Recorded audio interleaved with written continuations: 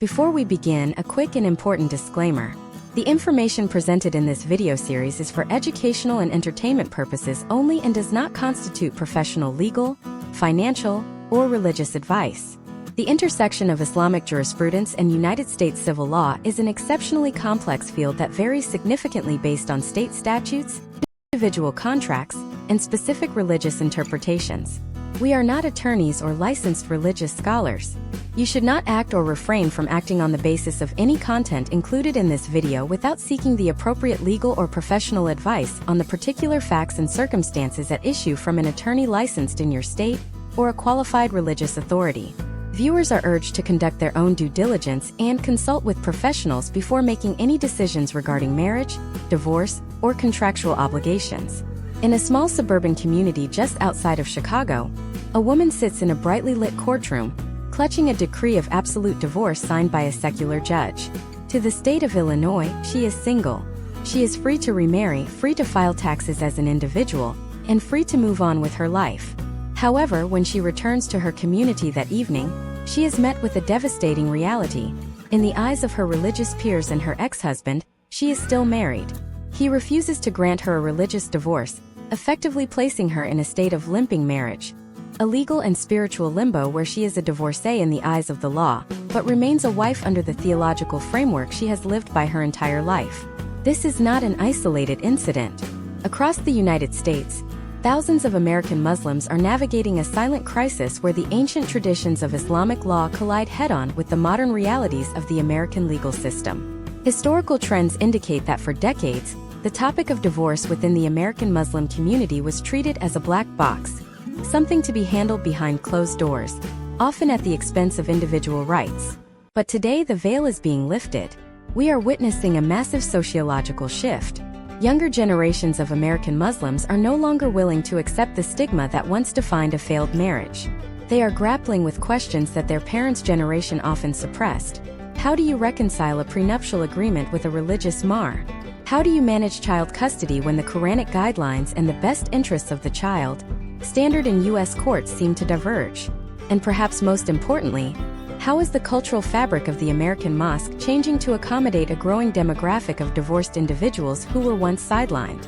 This is not just a video about the end of a marriage. It is a deep dive into the evolution of an entire subculture. This is a masterclass on the cultural impact of divorce in Islam in America. Today, we are solving the mystery of the double divorce process. If you have ever wondered why some Muslim couples seem to have a much harder time separating than their secular neighbors, or if you are looking to understand the unique stressors that lead to marital breakdown in a diaspora community, this series is your definitive guide. We are going to provide you with the historical context, the data-driven reality of modern marriage, and the step-by-step nuances of how faith and law intersect in the 21st century. By the end of this 10-part deep dive, you will understand the potential outcomes of these legal battles and the cultural shifts that are redefining what it means to be a successful Muslim family in the United States. To understand where we are today, we must first look at the historical trends of the American Muslim diaspora. In the 1970s and 1980s, the prevailing cultural narrative within many immigrant-heavy Muslim communities was one of preservation at all costs. Divorce was often viewed not just as a personal failure, but as a cultural betrayal. The logic was simple. In a foreign land where the culture felt permissive, the Muslim family unit had to remain impenetrable to protect the faith. This created a high-pressure environment where couples were encouraged by family members and religious leaders to suffer in silence, for the sake of the children or the community's reputation. However, case studies from the last 20 years show a marked departure from this mindset. As the second and third generations of Muslims have come of age, individuals who are as American as they are Muslim, the tolerance for toxic or abusive marriages has plummeted. Data from organizations like the Institute for Social Policy and Understanding (ISPU) suggests that the American Muslim divorce rate, while still slightly lower than the national average in some demographics, is rapidly catching up. This shift isn't just about becoming more Western. It is about a reinterpretation of religious rights. The theological versus civil conflict. In the U.S., a marriage is a civil contract. In Islam, it is a nikah, which is also a contract but with spiritual dimensions. The Mar dowry dilemma. One of the most litigated issues in U.S. courts involving Muslim couples is the mar. This is a mandatory gift from the groom to the bridge. When a couple divorces, American judges are often asked to decide if this religious obligation is a legally binding contract under U.S. law. The role of the imam. Historically, imams acted as the sole mediators. Today, they are increasingly being replaced or supplemented by licensed therapists and secular attorneys who understand the specific needs of the diaspora. A critical case study in New Jersey, Otatala v.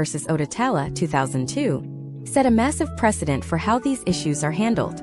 The court ruled that the mar could be enforced under the neutral principles of law, meaning it was treated like any other contract, provided it met the state's legal requirements. This was a landmark moment for women seeking their religious rights within a secular court. The cultural impact of these legal intersections cannot be overstated.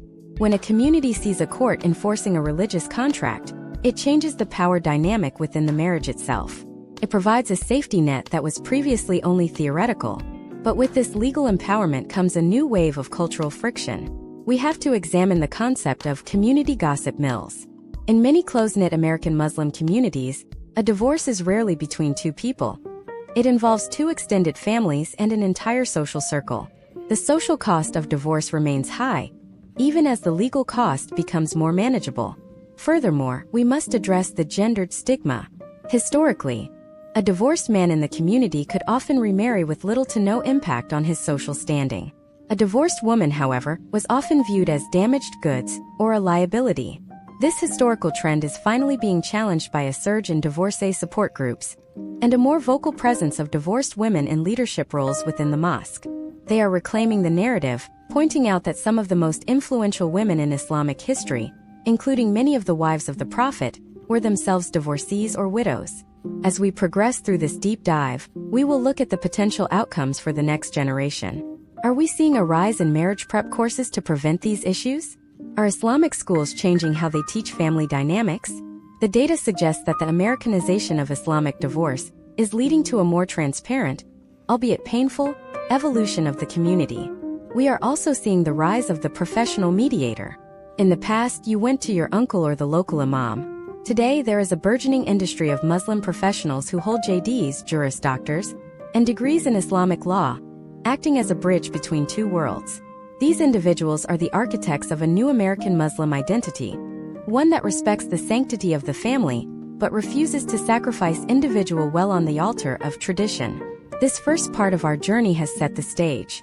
We've established the legal limbo, the historical pressure to stay together, and the emerging legal precedents that are changing the game. But the story is much deeper than just contracts and courtrooms. It is about the psychological toll of being different, in a society that already views your faith through a skeptical lens. It is about the courage it takes to end a marriage when you feel like you are representing your entire religion to your non-Muslim neighbors. In the next part, we will break down the specific types of Islamic divorce, talaq, khula, and fash, and how each one plays out in the American context. We are going to look at the hidden data that shows exactly how these processes affect the long-term wealth and social mobility of American Muslim families. Stay with us as we peel back the layers of this complex cultural tapestry.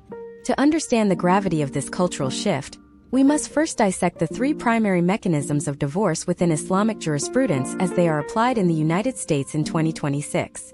These are not merely ancient terms. They are active legal and social categories that define the lives of millions.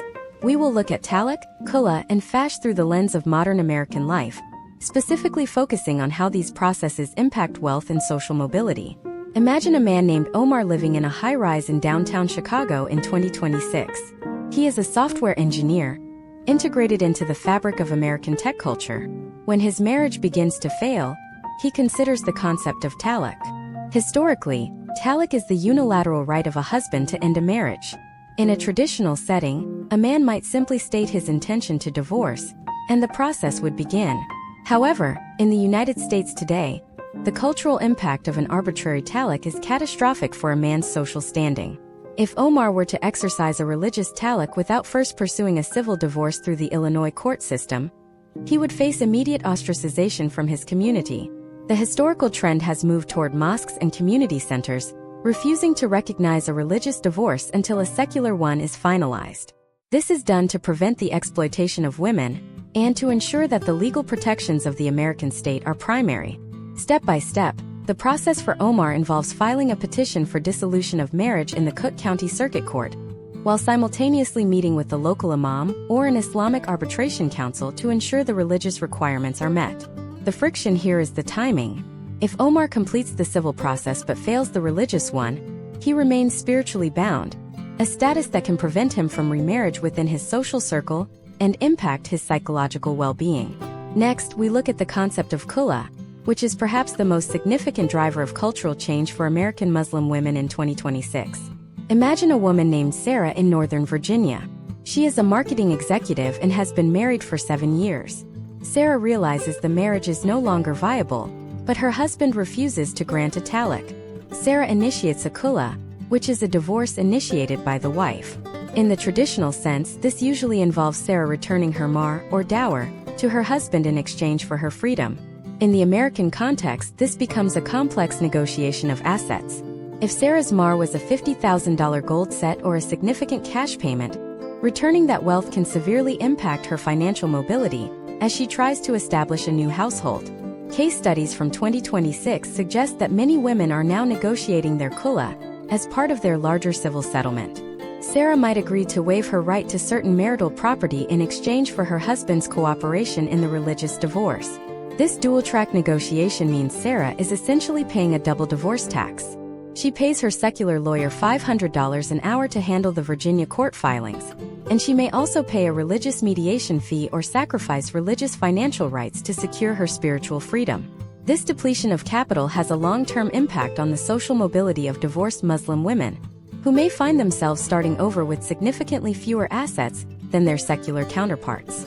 The third mechanism is fash, or judicial divorce. This occurs when a religious council or an imam dissolves the marriage because the husband has failed in his duties, perhaps through desertion, abuse, or failure to provide. In 2026, the cultural impact of fash is found in the rising influence of Sharia councils in major American hubs like Houston, New Jersey, and Los Angeles. These councils act as quasi-judicial bodies. A woman seeking fash must provide evidence of her claims.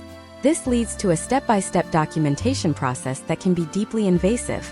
She must produce witness testimonies, text messages, and sometimes even medical records to prove her case to a panel of scholars. For many American Muslims, this feels like an extra-legal trial that runs parallel to their actual court case. The psychological toll of having to prove one's suffering twice, once to the state and once to the community, is a primary factor in the high rates of mental health struggles reported by those going through the process. Potential outcomes of these overlapping systems are visible in the hidden data of community social capital.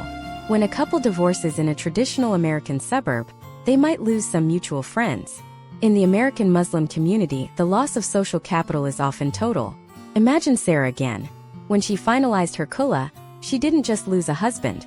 She lost her invitation to the community potlucks, her position in the local charity group, and sometimes even the patronage of clients who shared her faith. Historical trends indicate that for women especially, divorce can lead to a sudden drop in social standing that takes years to rebuild. The social mobility of the individual is tied to their perceived adherence to the sanctity of the family. If Sarah is seen as the one who broke the home, her professional and social networking opportunities within the community may dry up, forcing her to look outside her cultural bubble for support and advancement. The economic data also shows a significant divergence between households. A divorced Muslim family in 2026 often spends 30 to 40% more on the total divorce process than a secular family due to the need for dual representation and religious counseling. This is wealth that could have gone toward a child's college fund or a home purchase. Instead, it is consumed by the friction of navigating two systems. We are seeing a trend where younger couples are now using digital mahr tracking and prenuptial agreements that explicitly state the religious divorce must be granted automatically upon the issuance of a civil decree. These proactive steps are designed to mitigate the financial and social drain, but they are still met with resistance from older, more traditional segments of the community who view such contracts as a lack of faith in the marriage. This leads us to a crucial question about the future of the community. As the double divorce tax continues to drain the resources of young families, will we see a complete abandonment of religious divorce in favor of purely civil arrangements? Or will the religious institutions adapt to become more streamlined and supportive? The cultural impact is already being felt in the mosques, where the demographic of single parents is growing faster than any other group. These individuals are starting to demand a new kind of space, one where their status as a divorcee is not a mark of shame but a common life stage that requires specific support. But there is a darker side to this evolution that many are afraid to discuss. It involves the way children are caught between these two worlds. How does a child reconcile a secular custody agreement with a religious expectation of where they should spend their time? How do the cultural expectations of child-rearing in 2026 clash with the mandates of the American family court system? In the next part of this deep dive, we are going to explore the high-stakes world of custody battles and the controversial role of the community in deciding who is a fit parent. We will look at the potential outcomes for the children of the double divorce and the psychological impact of being raised in the shadow of a limping marriage. You won't want to miss the shocking data on how these custody decisions are shaping the next generation of American Muslims. The custody of a child is the most sensitive theater of war where the modern American legal system and traditional Islamic jurisprudence frequently engage in a direct, often painful collision. In the United States in 2026, this is no longer a fringe issue but a daily reality for thousands of families. To understand the cultural impact, we must look at the specific concept of had-hana, which refers to the physical custody or nurturing of the child. Classical Islamic law, there are historical trends that suggest young children remain with the mother until a certain age, often 7 for boys and the onset of puberty for girls, at which point custody may shift to the father to ensure the child's religious and social integration into the patriarchal lineage. Now imagine a father named Yusuf living in Dearborn, Michigan, in 2026. Yusuf is a devout man who deeply values his heritage. When his marriage ends, he looks to his religious upbringing and the advice of his elders, which tells him that now that his son is 9 years old, it is his religious right and duty to take primary physical custody. However, the Michigan Family Court operates under the best interests of the child standard. This secular legal framework does not recognize age-based religious transfers of custody. Instead, the court looks at the emotional ties between the parent and child, the capacity of the parent to provide food and medical care, and the permanence of the family unit. When Yusuf enters the courtroom, he is met with a standard that feels alien to his spiritual world. The court awards joint physical custody or grants primary custody to the mother because she has been the primary caregiver. Yusuf doesn't just feel like he lost a legal battle. He feels like he has failed a religious obligation. This creates a psychological fracture. The cultural impact here is a phenomenon we call the custody tug-of-war, where the child becomes a proxy for the parent's struggle to reconcile their American identity with their Islamic faith. Step by step, this process often unfolds in a predictable but devastating pattern. First, there is the informal mediation within the family or at the mosque. In 2026, many American mosques have developed their own internal mediation committees. However, these committees often lack the legal authority to enforce their decisions. If Yusuf and his ex-wife Amina cannot agree, they move to the second step, the secular court system. This is where the financial drain becomes extreme. Case studies in 2026 show that Muslim families often pay a premium for cultural expert witnesses, sociologists or religious scholars who can explain to a secular judge why a parent might be making certain requests based on faith. These experts can cost upwards of $5,000 per day of testimony. Third, the social fallout begins. In a tight-knit community, the court's decision is often litigated again in the court of public opinion. If Amina wins custody in a secular court but was supposed to hand the child over according to local religious tradition, she may find herself socially isolated. Neighbors might stop inviting her children to playdates. She might find that her standing in the community's charitable circles is quietly revoked. This is socialized custody, where the community effectively votes on who they believe is the more pious parent, regardless of what the judge's decree says. The impact on the children of 2026 is profound. Imagine a 10-year-old girl named Layla. At her secular public school, she learns about individual rights and gender equality. At her weekend Islamic school, she might hear stories about the importance of paternal lineage and the specific roles of mothers and fathers. When her parents divorce, Layla is forced to navigate a dual reality. In her mother's house, she might live under the rules of a secular custody arrangement. When she visits her father, she might be exposed to the community's pressure for her to return to her father's household permanently according to religious tradition. This creates a state of perpetual cognitive dissonance.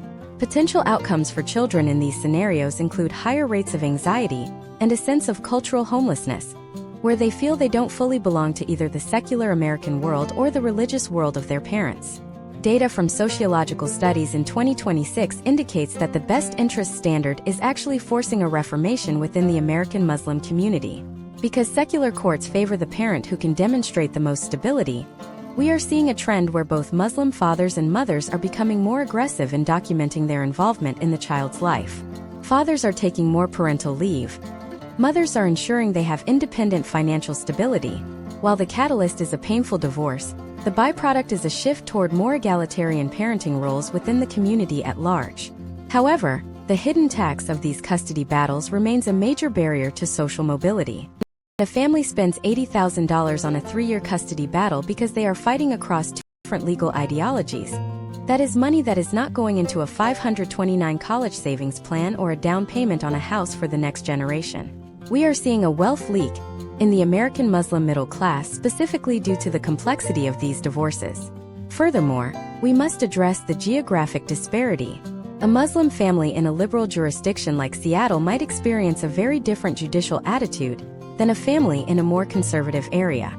In some states, judges are increasingly wary of any religious arguments, sometimes overcompensating by dismissing valid cultural concerns as foreign interference. This leads to a defensive posture where parents feel they must hide their religious identity in court to avoid being seen as extremist in their parenting views. This brings us to the role of the hybrid lawyer. In 2026, a new class of professional has emerged: the attorney who is also a hafiz or a scholar of Islamic law. These professionals are the only ones who can effectively navigate the step-by-step nuances of a dual-track divorce. They are tasked with the impossible: translating the spiritual weight of a father's religious duty into the secular language of a parenting plan. They are the negotiators of the American Muslim future, but their services are expensive and accessible only to the elite. As we look at the cultural landscape, we see that custody isn't just about where the child sleeps. It's about who gets to define the child's identity. Does the child belong to the state, to the mother, to the father, or to the ummah? The 2026 reality is that they belong to all and none simultaneously. But as intense as the battle for the children is, it is often eclipsed by the battle for the pocketbook. There is a massive unspoken tension regarding financial support after the marriage ends. In many traditional interpretations, a husband's financial obligation to his ex-wife ends after a few months, the iddah period. But American law says alimony can last for years. How does a community reconcile the idea that religious law says I owe nothing with the state's command to pay half your paycheck? In the next part, we are going to dive into the explosive world of alimony, assets, and the iddah conflict. We will look at how the clash over money is tearing families apart, and why the prenup has become the most controversial document in the American mosque. You will see the actual data on how these financial disputes are shifting the power balance between men and women in the community. Stay tuned for the financial deep dive. The financial fallout of an American Muslim divorce in 2026 begins with a fundamental collision between 2 different definitions of fairness. In traditional Islamic jurisprudence, the concept of financial maintenance, or nafaqah, is primarily centered on the iddah period, the 3-month waiting period following a divorce. During these 3 months, the husband is responsible for the wife's housing, food, and clothing. Once that period ends, the religious financial obligation is generally considered fulfilled, unless the woman is pregnant or nursing. However, in the United States, the legal system operates under principles of equitable distribution or community property, where assets acquired during the marriage are divided regardless of religious mandates. Imagine a man named Zaid, an engineer in Houston, Texas in 2026. Zaid has been married to Layla for 15 years. They have a home, 2 cars, and a significant 401k. When their marriage ends, Zaid looks at his religious heritage and believes that after paying Layla's expenses for 3 months and ensuring her mahr, the dower promised at the wedding, is fully paid, he should be free to keep his retirement savings and his share of the home's equity. In his mind, he is following the divine law. But Layla, advised by a Texas family attorney, knows that under state law, she is entitled to 50% of all assets accrued during their 15-year union. This includes Zaid's retirement accounts, which he views as his personal property earned through his labor. This creates the iddah conflict, a psychological and financial flashpoint that defines the cultural impact of divorce today. Zaid feels that the American legal system is enabling a form of religious theft, while Layla feels that the traditional interpretation of iddah is being used as a weapon to leave her destitute after a decade and a half of domestic labor. Historical trends in the U.S. show that this specific tension often leads to the longest and most expensive legal battles within the community. Case studies from 2026 indicate that when a husband refuses to pay alimony because he believes it is not Islamically required, the resulting litigation can drain 20 to 30% of the total marital estate in legal fees alone. Step by step, the negotiation of the mahr adds another layer of complexity. In 2026, the mahr is no longer just a symbolic gesture. It is a high-stakes contractual dispute. When Zaid and Layla married, they might have agreed on a mahr of $50,000, with $5,000 paid up front and $45,000 deferred until divorce or death. Now in the courtroom, the judge must decide. Is this $45,000 a gift, a prenuptial agreement, or an enforceable contract?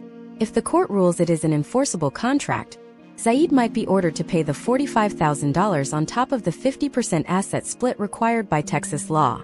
This is what many men in the community call the double hit. Potential outcomes of this can lead to a state of permanent financial resentment, where the husband feels the secular law has been leveraged to bypass religious protections. Furthermore, we must examine the division of Sharia-compliant investments. In 2026, many American Muslim families have moved their wealth into halal mutual funds or gold-backed assets to avoid interest. When a secular court orders a 50-50 split of these assets, the process isn't always straightforward. A QDRO, or Qualified Domestic Relations Order, which is used to divide retirement accounts, must be meticulously drafted to ensure that the transfer of Sharia-compliant funds does not trigger religious concerns for either party. For example, if Layla receives half of a Sharia-compliant fund, but her attorney suggests moving it into a standard high-interest savings account for stability, she may face a moral dilemma that complicates her financial recovery. The cultural impact extends into the realm of social mobility through the lens of alimony stigma. In many immigrant-heavy Muslim communities, there is an unspoken rule that a woman who takes alimony, payments beyond the 3-month iddah, is behaving dishonorably. Imagine Layla again. Even if the state of Texas awards her $3,000 a month in spousal support, she may face intense pressure from her parents, her in-laws, and even her local imam to waive those payments. The community often views alimony as a Western imposition that contradicts the spirit of the nikah. Consequently, we see a hidden data point. Many Muslim women in 2026 are legally entitled to support that they never actually receive because the social cost of collecting it is too high. They choose poverty or financial struggle over the label of being a woman who used the white man's law to squeeze her ex-husband. This leads to a massive disparity in post-divorce wealth. Men, who often retain the primary career trajectory and are culturally discouraged from paying long-term support, tend to recover financially within 2 to 3 years. Women, especially those who were stay-at-home mothers or worked part-time to support the family unit, often see a 60% drop in their standard of living. This is the financial reality of the double divorce. The state provides a safety net that the community's culture often pressures women to cut. However, a new trend is emerging in 2026 to combat this: the rise of the Sharia-compliant prenup. Younger couples are increasingly visiting specialized law firms that draft documents recognized by both the state and the mosque. These documents explicitly define the mahr as an offset to future alimony or clarify how assets will be divided in a way that satisfies both the Texas Civil Code and Islamic principles of equity. This proactive step is a defense mechanism against the wealth-stripping nature of litigated divorces. It allows couples to decide their financial fate while they are still in love, rather than letting a secular judge and a religious council battle over their bank accounts years later. But what happens to the debt?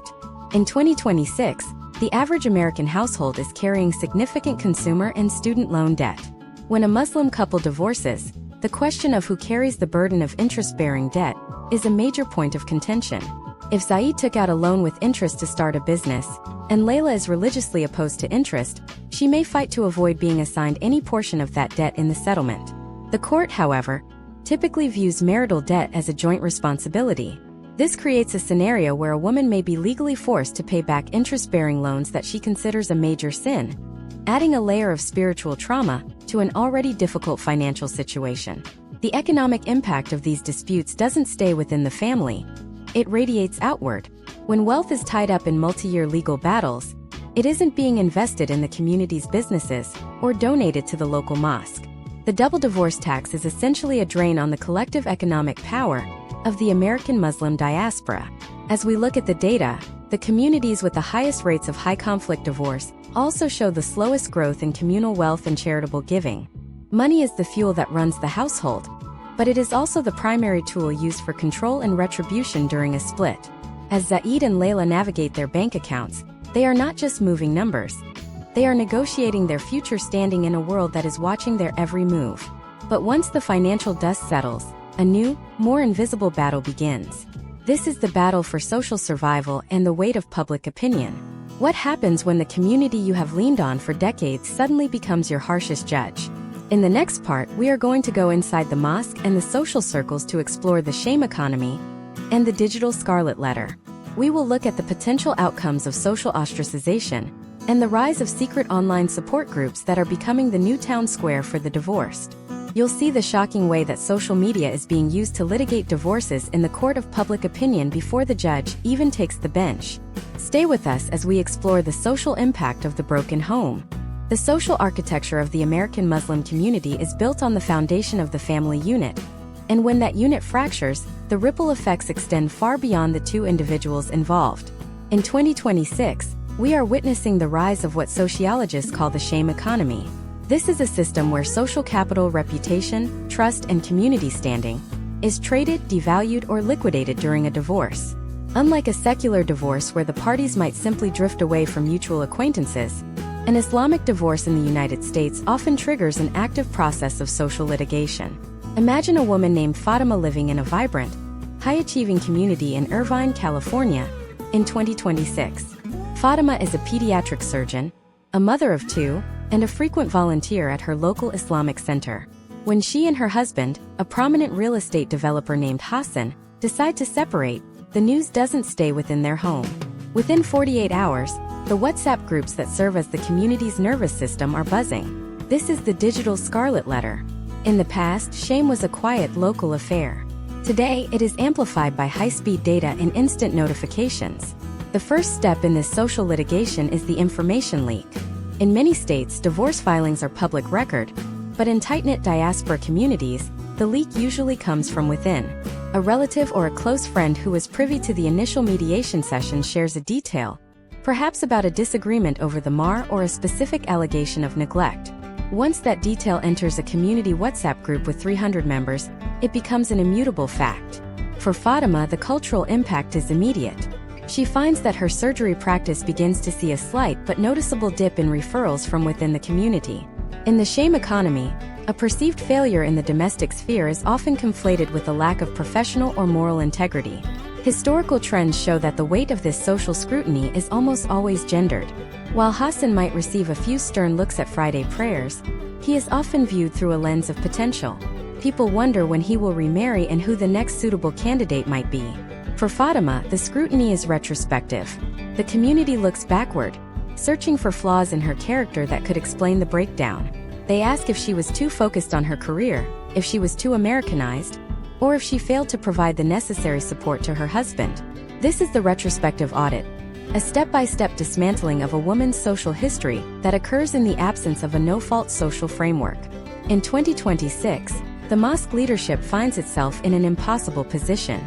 Imams who were trained in classical jurisprudence often lack the social work training to handle the complexities of digital age character assassination. When Fatima walks into the mosque for evening prayers, she encounters the social calendar exclusion. It is a series of subtle, painful snubs. She is no longer invited to the private dinners where community business is discussed. Her children are suddenly left off the guest lists for the most coveted birthday parties. This isn't just about hurt feelings. It is about the destruction of a support network that is essential for social mobility and mental well-being in a minority community. Case studies in 2026 suggest that this social ostracization has a direct correlation with what we call the marriageability of the extended family. In many American Muslim circles, the concept of a clean slate doesn't exist. If Fatima divorces Hassan, it doesn't just affect her. It affects her younger sister's prospects for marriage. Prospective families look at the divorce as a data point regarding the family's values or genetic stability.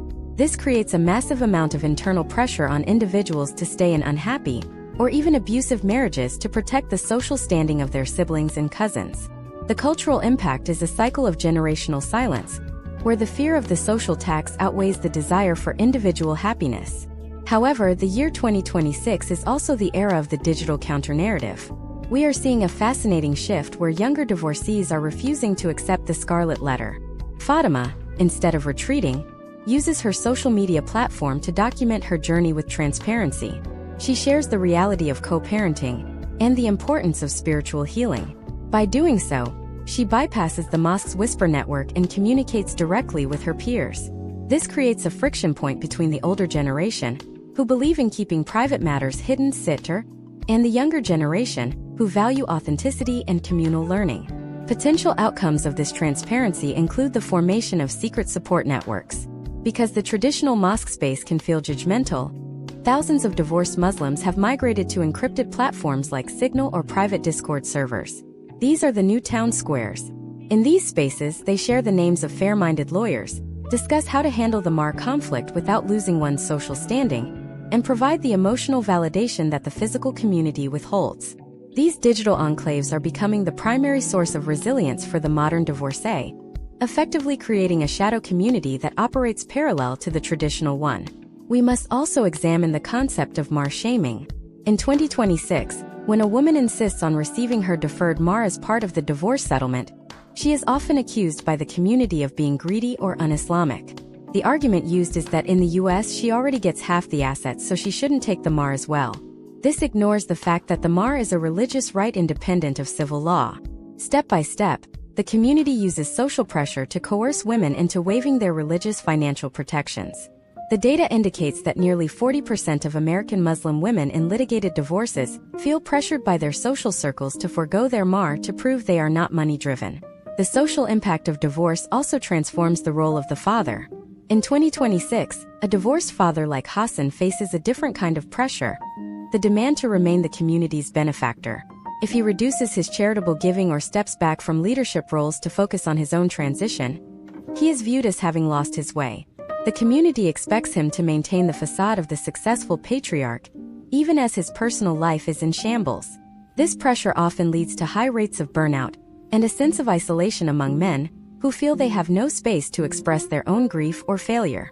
As we look at the broader picture, the shame economy is beginning to show signs of collapse. The sheer volume of divorces in 2026 means that almost every family has been touched by it. When everyone has a sister, a son, or a close friend who has gone through a split, the power of the stigma begins to wane. We are entering a period of social realignment, where the community is forced to develop a more sophisticated, compassionate vocabulary for dealing with the end of a marriage. But even as the social stigma begins to shift, the internal battle remains. Beyond the WhatsApp groups and the mosque dinners, there is the silent psychological toll on the individuals and their children.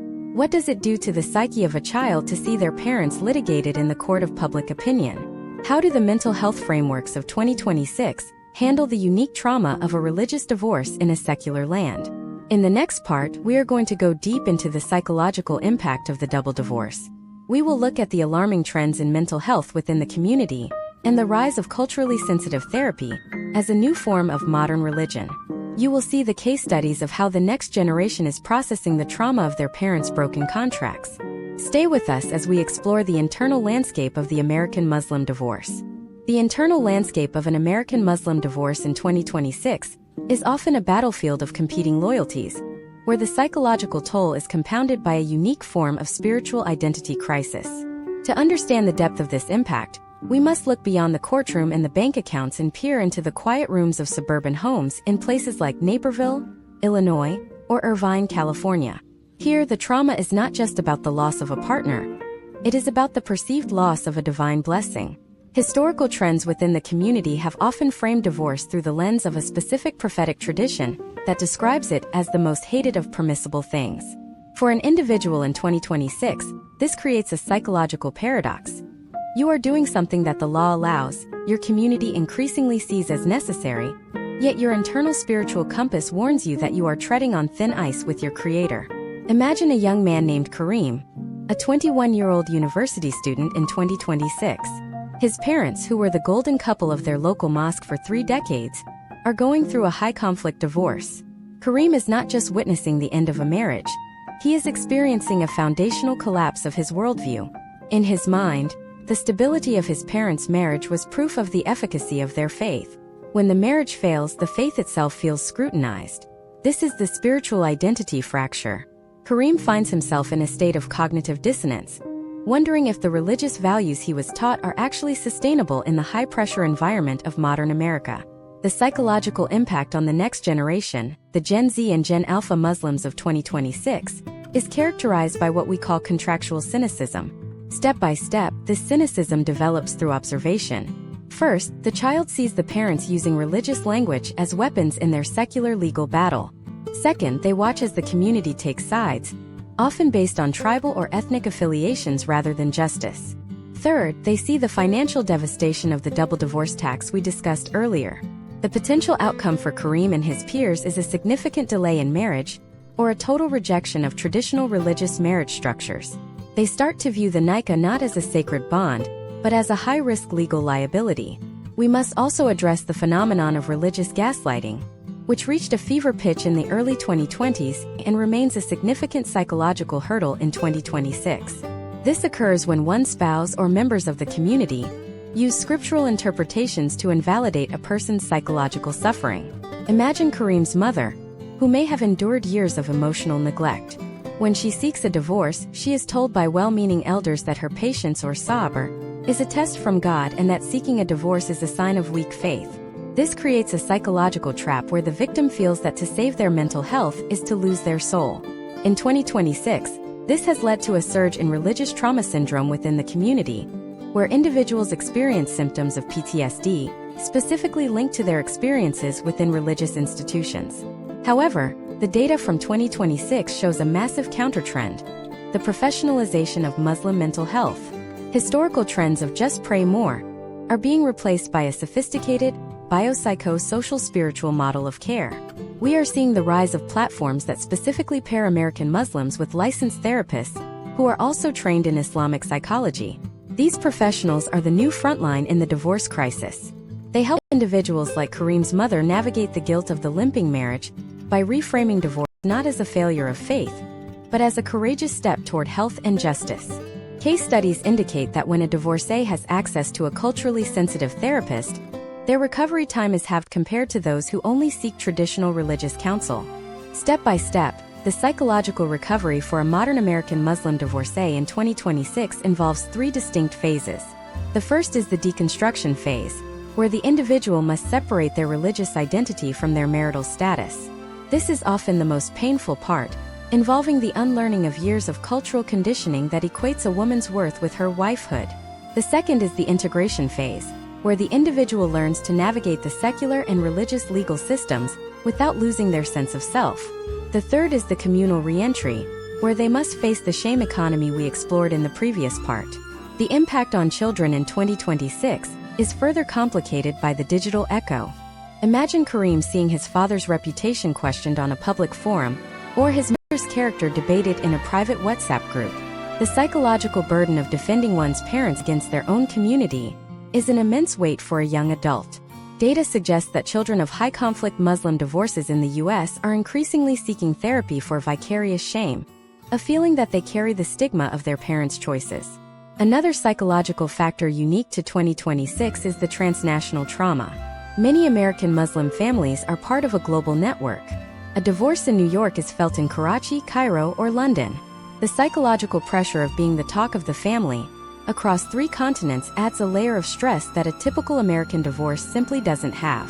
For Kareem, a call from a grandmother in another country asking why he couldn't fix his parents' marriage is a source of profound guilt and frustration. This globalized scrutiny makes the moving on process much harder, as the divorce is perpetually refreshed in the minds of the extended family. We are also seeing a shift in how men process this trauma. In 2026, the archetype of the silent stoic patriarch is crumbling. Divorced Muslim men are increasingly reporting higher levels of depression and isolation because they lack the social support systems that women have built. While women have secret support groups and digital enclaves, men often find themselves with nowhere to go. Their traditional spaces, like the mosque, are centered around communal success, not individual vulnerability. The potential outcome is a generation of men who feel alienated from both their faith and their community, leading to a masculinity crisis that mirrors the broader American trend, but with a specific religious flavor. As we look at the psychological data, one thing is clear.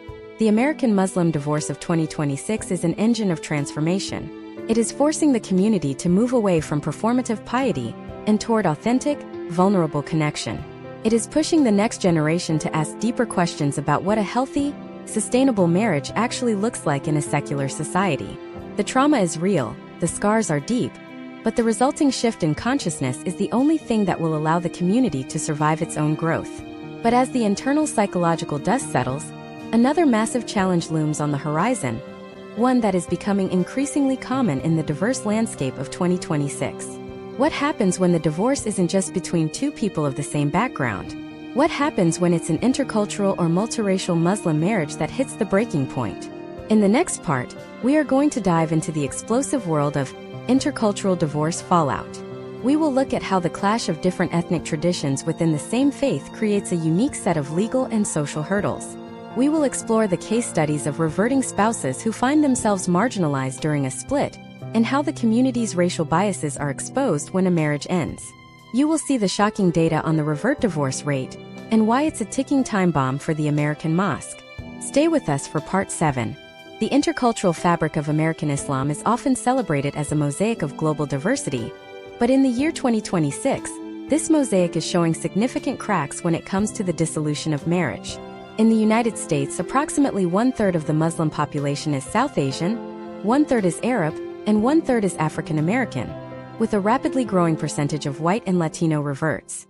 While the community prides itself on the concept of a colorblind ummah, the reality of divorce often exposes a deeply rooted, almost reflexive return to tribalism. This is the intercultural fallout, and it is arguably the most complex social challenge facing the American mosque today. Imagine a woman named Chloe, a 32-year-old teacher in Columbus, Ohio, in 2026. Chloe is a revert to Islam. She converted 8 years ago, shortly before marrying her husband, Samir, whose family immigrated from Jordan. For the duration of her marriage, Chloe was fully integrated into Samir's extended family. She learned the recipes, she learned the language basics, and she was the star of the local community center. But when the marriage begins to fail due to standard irreconcilable differences, Chloe discovers a terrifying truth. Her entire social and spiritual infrastructure was anchored to her husband. When Samir moves out, the invites to Friday dinners stop. The women she considered her sisters suddenly stop returning her texts. This is not necessarily due to malice, but rather a structural ethnic retreat. In Samir's community, family loyalty is the highest currency. When the marriage ends, the ethnic boundaries that were temporarily lowered for the revert wife are slammed shut. Chloe is left in a state of religious homelessness. Historical trends suggest that for reverts like Chloe, divorce is not just the end of a relationship. It is frequently the end of their active participation in the faith. Data from 2026 surveys indicate that nearly 45% of converts who divorce an ethnic Muslim spouse become inactive in their local mosque within 18 months. They simply have no entry point that isn't tied to a specific family lineage. Step by step, the isolation of the revert spouse unfolds in 3 distinct stages. First is the silence. The community, unsure of how to navigate a split that involves an outsider, defaults to supporting their own. Second is the theological questioning. Chloe might find that even the local imam, who is a close friend of Samir's father, begins to subtly question if her conversion was ever sincere or if she is now a liability to the community's reputation. Third is the total deintegration. Without a biological family within the faith to advocate for her, Chloe has no one to stand up for her during the mediation of the mahr or the custody of her children. Now consider a different scenario. An intercultural marriage between 2 established Muslim ethnicities. Imagine Marcus, an African-American Muslim, and Layla, whose family is Pakistani, living in suburban New Jersey in 2026. This marriage was celebrated as a bridge-building success story. But when they divorce, the racial biases that were whispered about during the wedding are shouted during the separation. Marcus finds that the South Asian side of the family begins to use racialized tropes to justify the split. They might question his financial stability or his parenting style through a lens of racial prejudice that they had suppressed for years. Case studies in 2026 show that in these intercultural splits, the custody battle often becomes a battle for the child's ethnic identity. Layla's parents might argue that the child needs to be raised in a South Asian environment to maintain their religious values, implying that Marcus's African-American Muslim heritage is somehow less authentic or less stable. This is the racialized custody trap. The potential outcome is a child who is taught to view one half of their heritage as superior to the other, creating a generational trauma that further fragments the American Muslim identity. The data on revert divorce rates is a ticking time bomb for the American mosque.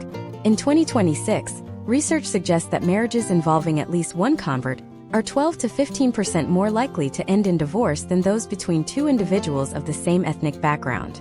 The reason isn't a lack of faith, but a lack of cultural common ground and a lack of a shared support system.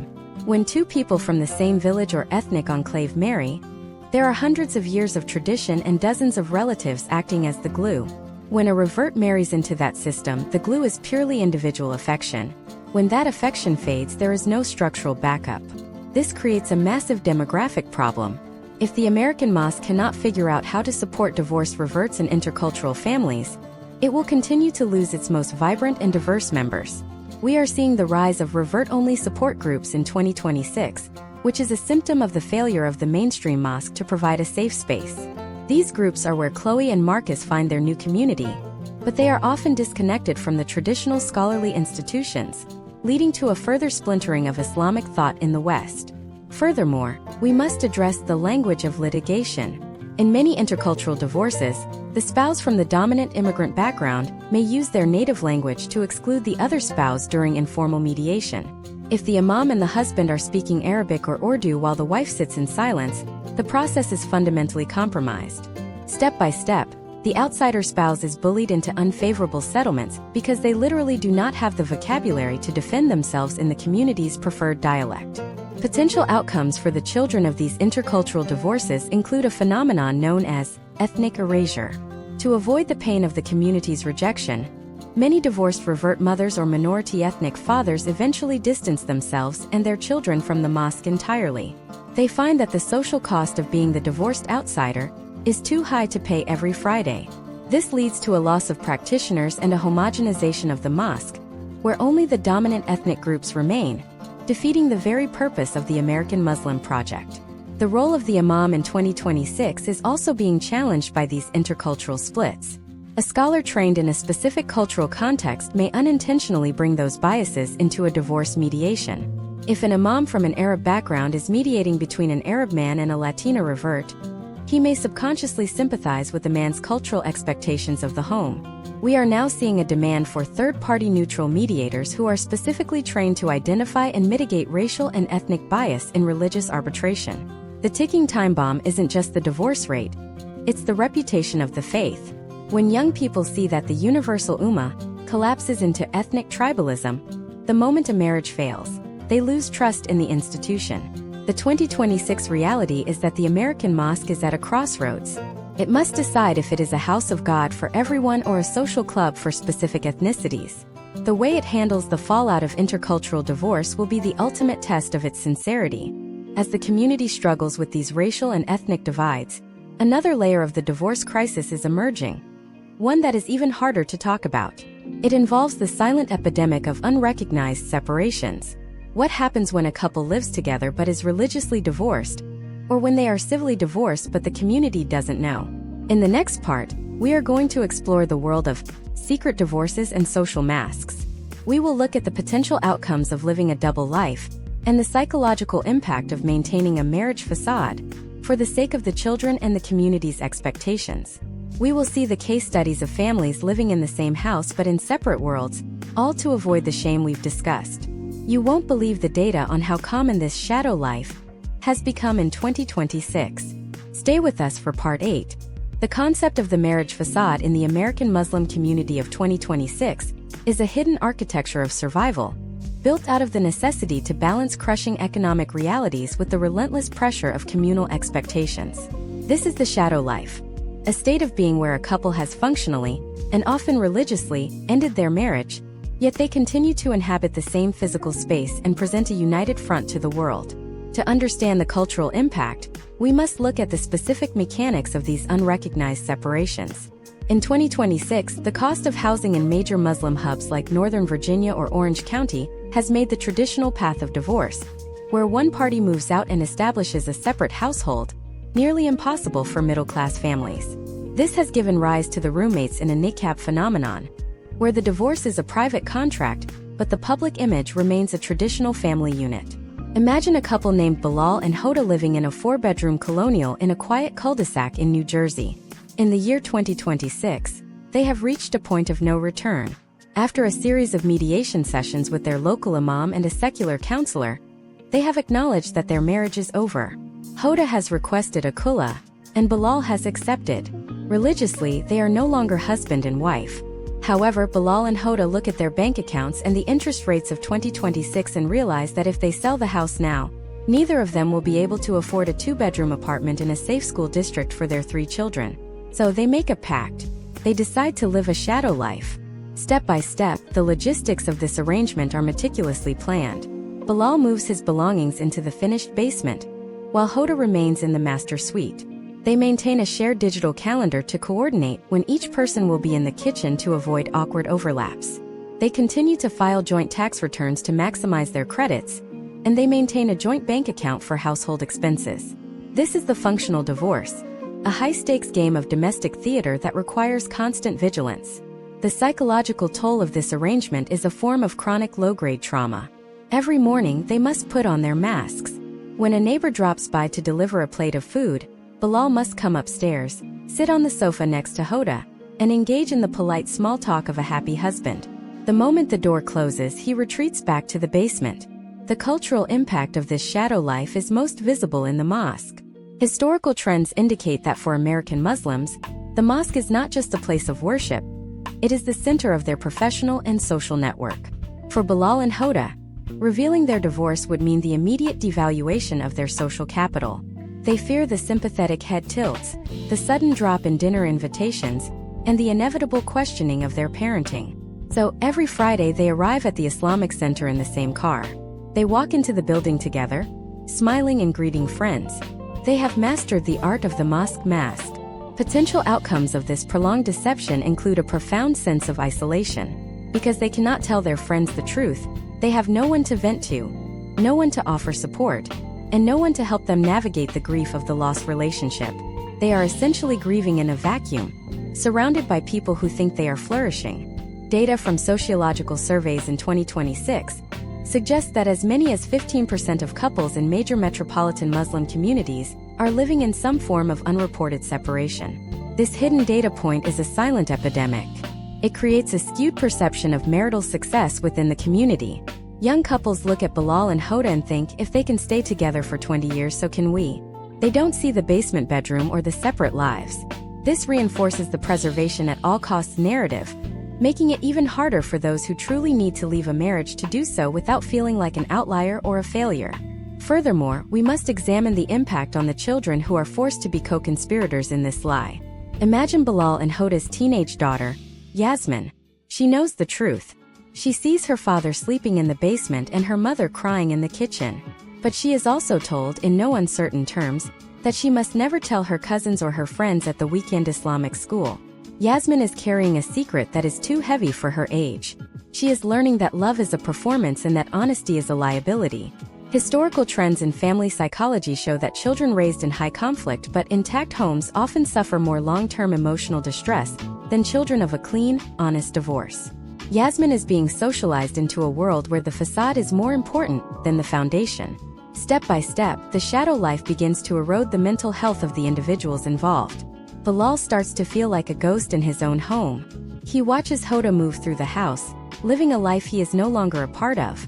Hoda feels a sense of perpetual entrapment, unable to move on or even consider the possibility of a relationship, because her public status is still married.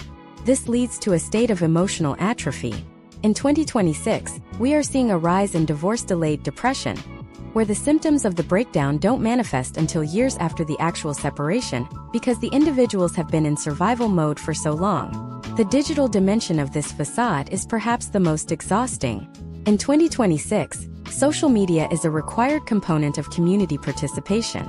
Bilal and Hoda must occasionally post photos of family outings to maintain the illusion. They might go to a park, stand 5 feet apart until the camera is ready, and then lean in for a smiling selfie that is immediately uploaded with a caption about blessings. This digital deception creates a feedback loop of false validation. Friends comment on how beautiful the family is, which only deepens the guilt and the sense of fraudulence that Bilal and Hoda feel.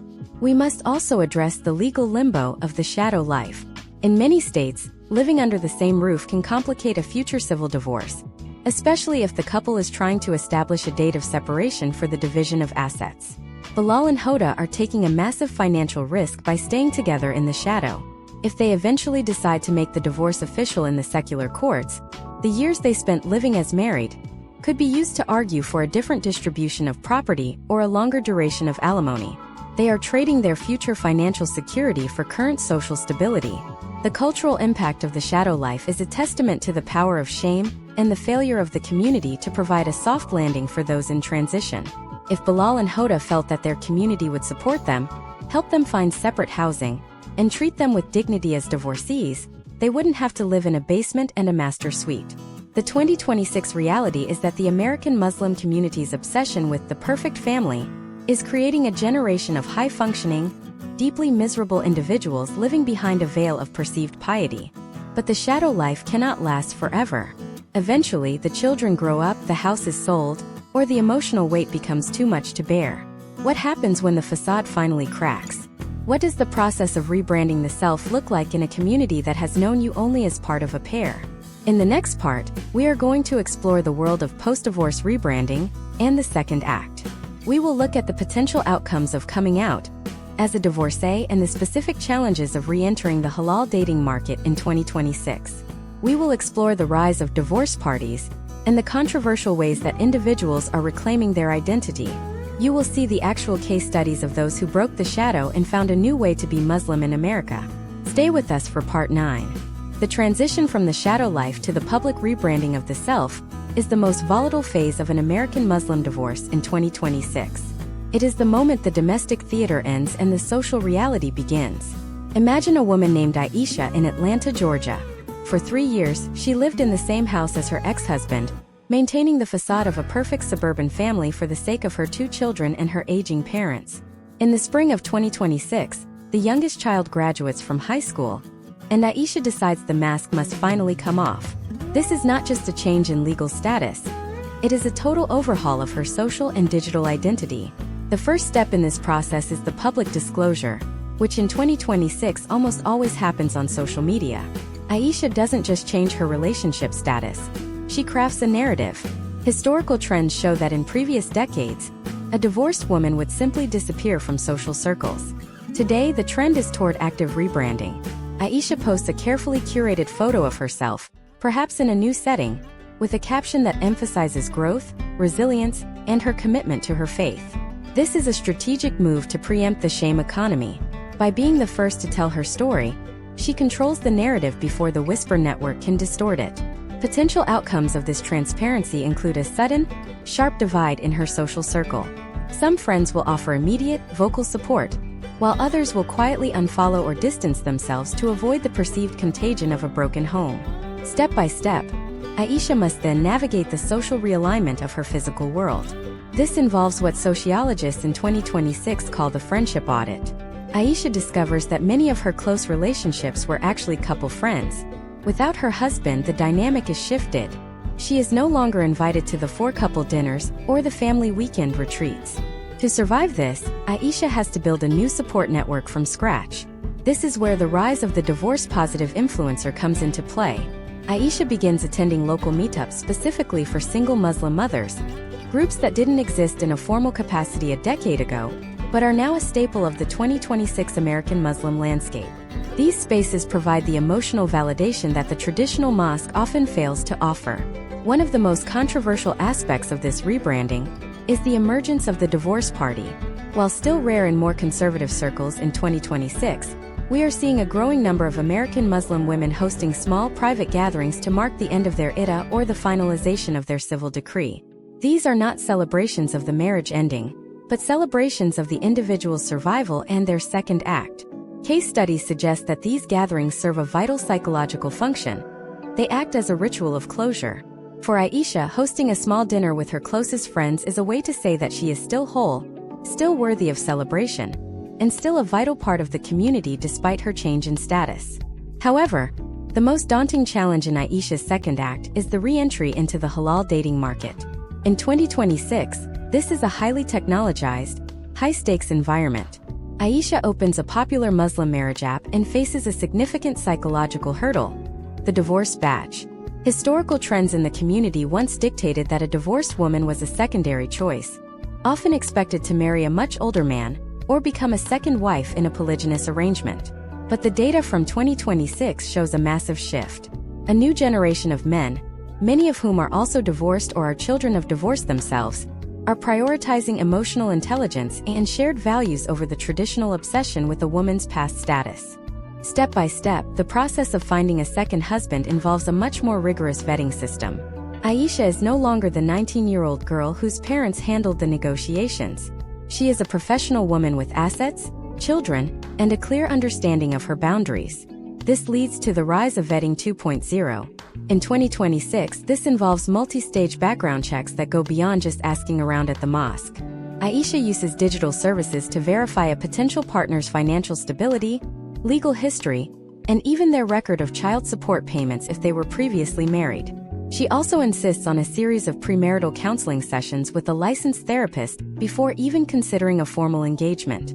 The potential outcome of this more mature approach is a significantly lower rate of divorce in second marriages within the community, as these unions are built on transparency rather than family pressure. We also have to look at the role of the extended family in this second act. For Aisha, the struggle is often with her own parents, who may still view her divorce as a stain on the family honor. In 2026, we see a fascinating trend of generational negotiation. Aisha has to educate her parents on the realities of the modern marriage market. She has to explain that her value is not diminished and that she will not accept a subpar match just to be married again.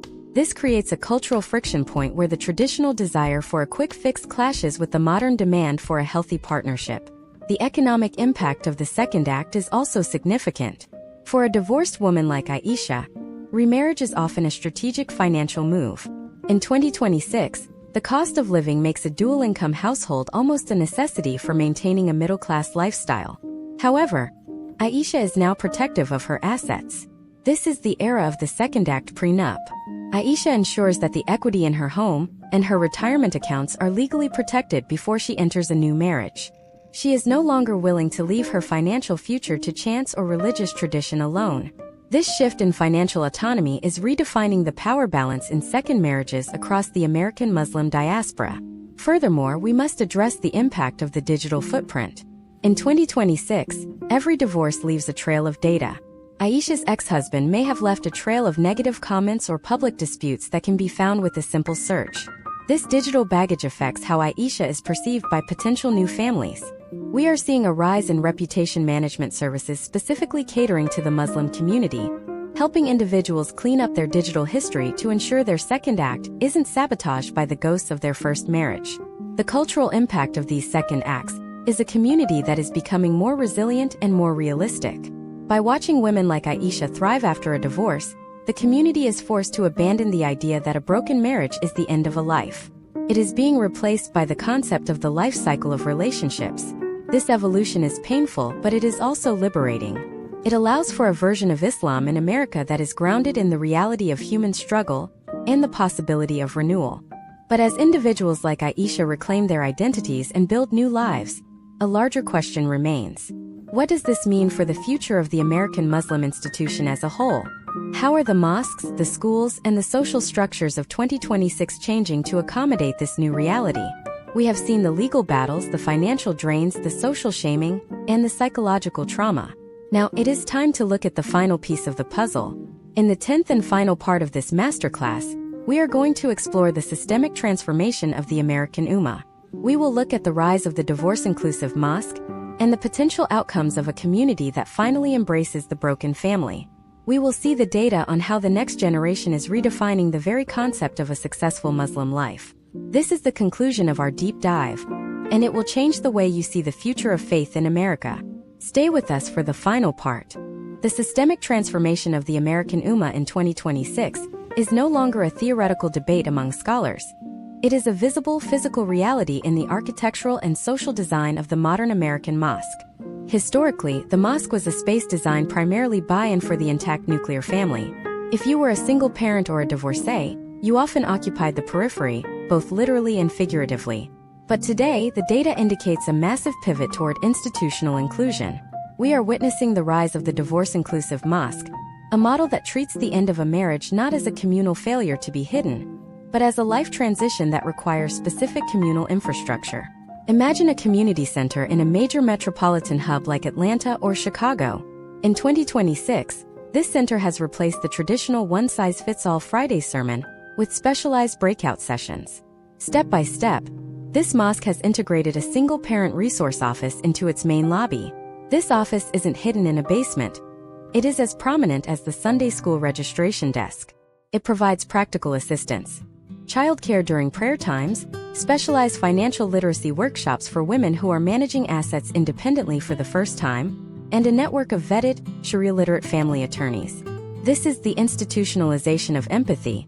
The cultural impact is profound because it signals to every member that their belonging is not contingent on their marital status. Potential outcomes of this shift include higher retention rates among the youth, who see their community adapting to the complexities of real life rather than clinging to an idealized past. The historical trends of 2026 also show a revolution in premarital preparation. The community has moved beyond the simple, yes or no blessing of an imam. Today we see the rise of the future-proof Muslim marriage. Imagine a young couple named Elias and Maya, preparing for their wedding in late 2026. Before they even send out invitations, their mosque requires a mandatory 6-month marriage masterclass. This is not a lecture on piety.